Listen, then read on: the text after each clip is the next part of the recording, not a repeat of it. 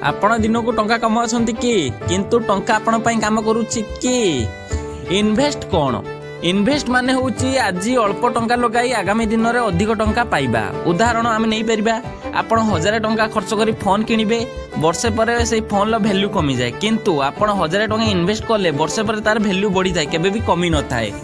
Invest आम जीवन पई काहेकि जरूरी आमे इन्फ्लेशन महंगाई को हराइबा पई फ्यूचर सिक्योरिटी पई पैसिव इनकम पई फाइनेंशियल फ्रीडम पई आपण कौन मतलब जो माने बिगिनर आमे कौन ध्यान देबा उचित सुनी माने आपण सुनी नियंतु शुणी शुणी केबे हेले आपण इन्वेस्ट करिवे नाही जल्दी रिच हेबा लोभ केबे करिवे नाही प्रथमे सिखंतु परे इन्वेस्ट करंतु। गोल्डन रूल आपण पई कोन रहइबो time plus patience equal wealth.